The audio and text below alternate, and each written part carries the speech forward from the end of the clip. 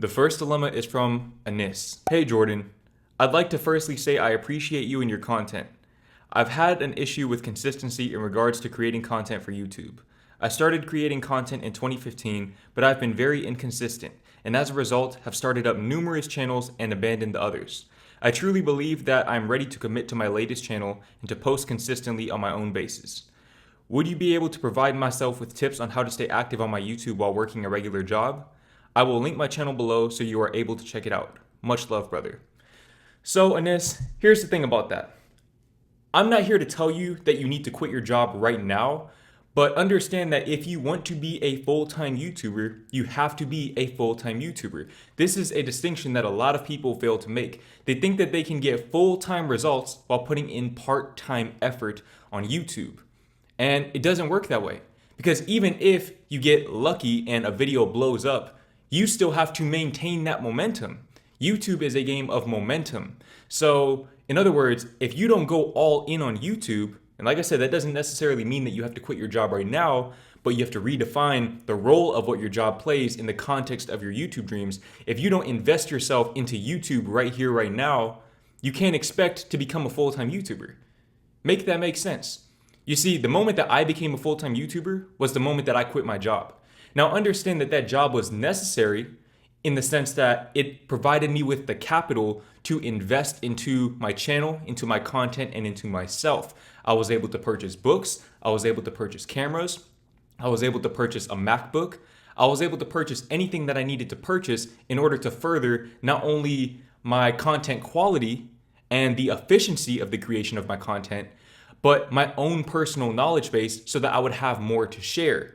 Now, I don't know what type of content that you're making. You said that you have a link below, but I don't see one there. So I'm just going to work on the assumption that you're making, I don't know, self-development videos. Okay, let's just assume that you're making self-development videos. Even if you're not, these same tips will apply. Okay, when it comes to consistency, that is the natural byproduct of you not only doing what you love, but learning to systemize it. You see, you have to learn to systemize your routine, systemize your day-to-day life. This right here is something that I personally did that changed my life completely. This was the moment that mentally I became a full-time YouTuber.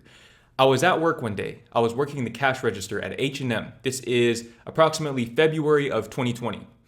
And I was bored. It was a very slow day. So I took one of their sticky notes from the register and I wrote down a full day in the life routine of a full-time YouTuber, from the time I woke up to the time I went to sleep. Now, my days don't look exactly how I wrote them down on that specific day, but that provided me with the framework for my imagination. It allowed the gears to begin turning so that I could begin visualizing my life as a full-time YouTuber.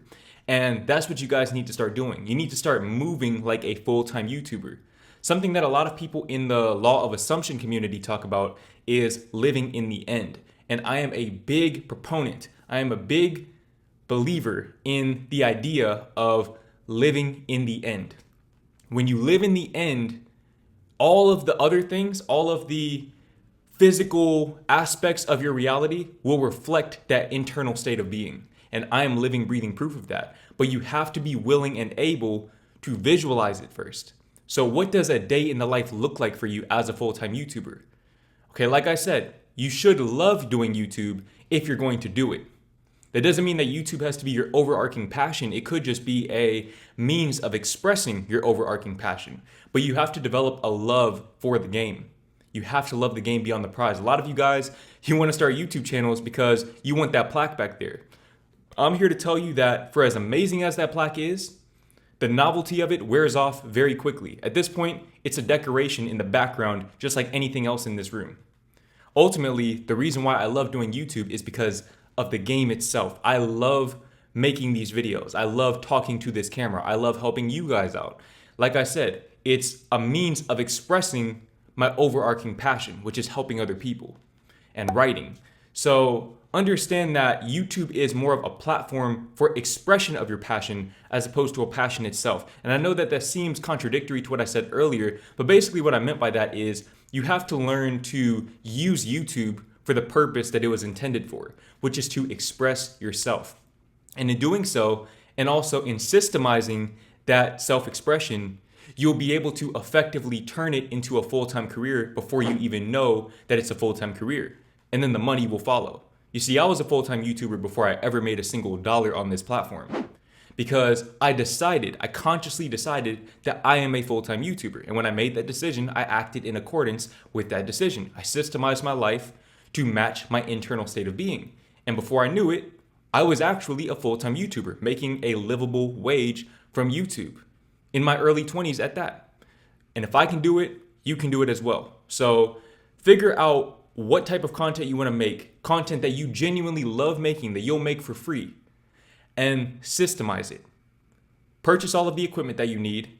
Use that money that you're making from that job to purchase your equipment, to gather the information, the mentorship, if needed, to elevate yourself and elevate your content, and then leave that job behind. Once that job no longer serves a purpose in your life, it's time to let it go. The next dilemma is from Juan Marino. Hey Jordan, first of all, just want to say thank you for making videos and inspiring me to become a better person. I've been making YouTube videos for about 2 months now, and I just wanted to ask what you think I could do to improve as a new YouTuber. I also make self-improvement content similar to yours. So Juan, I actually don't have the YouTube app on my phone, but I'm going to re-download it just so that I can review your YouTube channel. Okay, so this is your channel right here. So you haven't posted in 4 months, so I'm going to go ahead and assume that you've given up on YouTube, but I'll just use this as kind of a case study, as just an example for any of you who are starting a YouTube channel, especially self-development channels. Here's what I like to do, okay? I personally like to go and sort by most popular and use the commonalities between all of these videos as the framework for your content, especially if you're a starting YouTuber. So as you can see, all of these videos are short videos, so use short videos. You can see that for the most part, you were using the exclamation marks in your titles. That seems to work as well. So short videos, exclamation marks, little things like that. Okay, you have to pay attention to those little commonalities because that right there is going to be the formula that you use. Like I said earlier, systemize it. It's all about systems. Systems are how you create momentum. Momentum is how you generate results. So I would just use that general formula. If I was starting a YouTube channel today, regardless of what genre I'm in or what niche I'm in, I would start off by posting as many short videos as I possibly can. Here's what I would do personally. I would post short videos on YouTube. If I could get 3 a day out, I would. Okay, 3 videos a day, all short videos. And then from there, I'm gonna take those same videos and I'm gonna post them on TikTok. And then I'm gonna take those same videos and I'm gonna post them on Instagram Reels. I think that's what it's called, I don't even know. But I'm gonna post them on all of these different platforms so that I can expand my outreach and get my name in people's subconscious minds. And from there, once I start integrating the long form content, whatever that may be for you guys, which if you wanna be a self-improvement YouTuber, obviously that'd be videos similar to mine. Once I start posting those videos, from there, people will already have that sense of familiarity. You see, what a lot of people don't understand is that the number one most important factor for people clicking on your videos is familiarity. Familiarity is the key. So if I'm you guys, I'm expanding my outreach. I'm commenting on people's videos, spreading positivity, giving free value, not promoting my channel, but marketing my channel. I'm giving you guys a free trial, a free showcase of what my channel provides you with, which is free game, free value, and positive vibes. So I'll do that. That's my marketing strategy, and let the channel grow organically. No need for shout outs, no need for collabs, no need for any of that stuff. Okay, just do that consistently for 2 years, and I guarantee you that by the end of those 2 years, you will be monetized on YouTube. Guarantee you. Absolutely guarantee. Now, the next dilemma is from Izuku. I know I said that wrong. I apologize. Hey Jordan, how's it going? It's going really well. How about yourself?